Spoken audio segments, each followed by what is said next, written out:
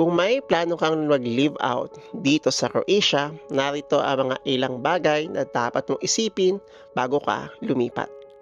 Una, humanap ka muna ng matino at legal na tirahan. Dapat nakasaad sa kontrata at dapat may kontrata, lalo na pagdating sa mga bayarin kagaya ng tubig, kuryente at kung anumang utilities pa ang inyong dapat babayaran. Dito kasi sa Croatia, mahal ang renta lalo na pagdating ng summer. So may mga possibilities din na mag-iba ang rent rate ninyo pagdating ng summer. Okay? Pangalawa, alamin kung paano ka papasok ng trabaho. Not unless walking distance lang ang inyong nakitang bahay, much better. Pero kung kayo ay nakakita ng medyo malayo sa inyong trabaho, pag-isipan ninyo at aralin ninyo paano ang mode of transportation papasok ng trabaho.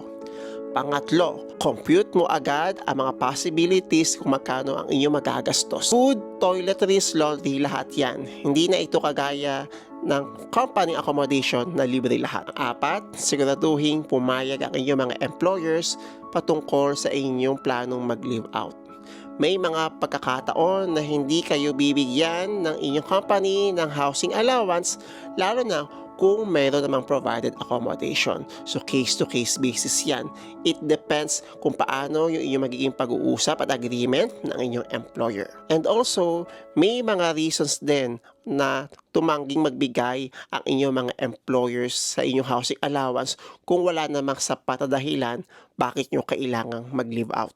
And panghuli, dapat ready ka in everything. Financially at sa pagiging independent. Lahat yan ay ikaw na, wala na kinalaman ng iyong employer once ikaw ay mag-live out.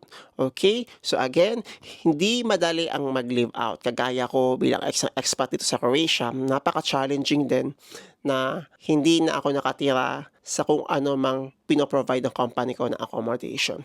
But yes, pag-isipang mabuti, but somehow it's very fulfilling na you're independent, na wala ka nang iisipin pa sa bahay na mga about sa work kasi you are renting on your own. Parang ganun ba yung mindset? Oo. So yun lang. I hope somehow nagkaroon kayo ng idea sa vlog na to. And kung may mga content kayo na gusto nyo gawin ko, i-comment nyo lang. Malay nyo, yan ang ating maging next content sa ating platforms. See you soon in Croatia, guys. Ciao!